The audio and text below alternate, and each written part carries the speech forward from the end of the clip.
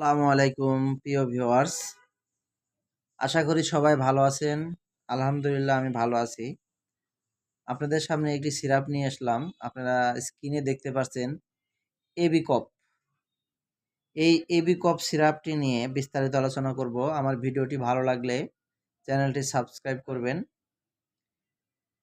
এবিকপ syrup AB laboratories Ayurvedic pharmaceutical এটি বাজারজাত করেছে। এটি একটি আয়ুর্বেদিক ঔষধ। 200 মিলির একটি সিরাপ। এছাড়া 100 মিলিরও এই সিরাপ হয়ে থাকে। সিরাপটির মূল্য 145 টাকা। আপনারা এর চেয়ে অনেক কম দামে, অর্থাৎ 100-100 নিচে এরকম দামে এই সিরাপটি বাজার থেকে ক্রয় করতে পারবেন। এই সিরাপটি সম্বন্ধে আপনাদের বিস্তারিত আলোচনা করব। এটি মূলত আয়ুর্বেদিক সিরাপ, যার মূল উপাদানগুলো রয়েছে দ্রাক্ষা, গুরুত্বক, এলাচ, তেজপাতা, নাগকেশর, বিহঙ্গ, পিপুল পাতা, গোলমরিচ, ধাতকি, মধু ও অন্যান্য ইউনানি মেডিসিন দিয়ে এটি প্রস্তুত করা হয়েছে। এর কার্যকারিতা আপনাদের এখন জানিয়ে দেব।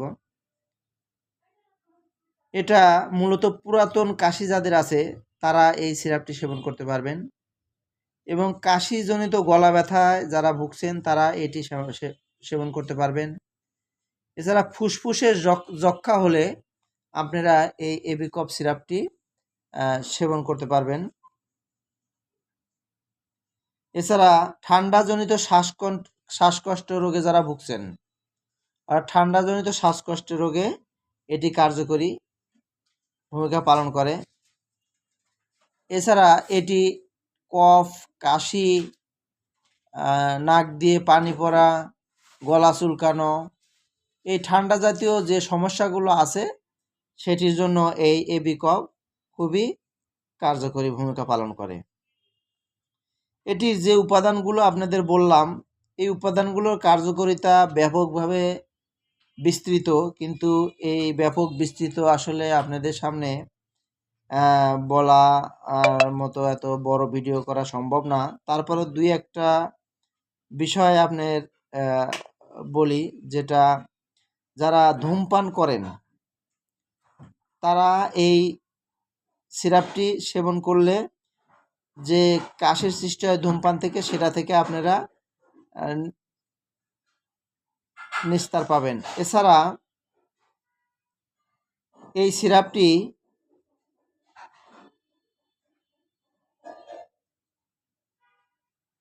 সিরাপের যে উপাদানগুলো আছে, পিপুল পাতা, যা ঠান্ডা, কাশি, কফ ও শ্বাসনালী ইনফেকশনে নিরাময়ে এটি খুবই কার্যকরী ভূমিকা পালন করে। এছাড়া তেজপাতা যে উপাদানটা দেওয়া আছে, এটি আমদোষ, শরীরের আমদোষ অপসারণ করতে সহায়তা করে।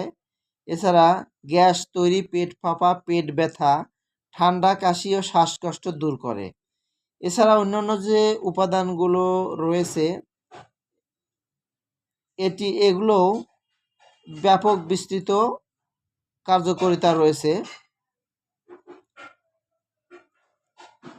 ফুসফুসের যক্ষা রোগের জন্য পিপুল পাতা এটি খুবই কার্যকরী।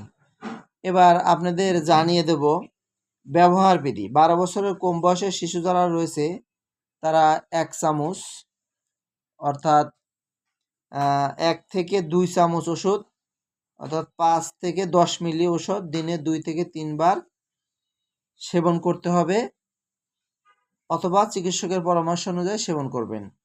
এবং 12 বছরের ঊর্ধ্বে অর্থাৎ প্রাপ্তবয়স্ক যারা রয়েছে তারা 3 থেকে 4 চামচ ঔষধ, অর্থাৎ 15 থেকে 20 মিলি সিরাপ দৈনিক 2 থেকে 3 বার সেবন করতে হবে।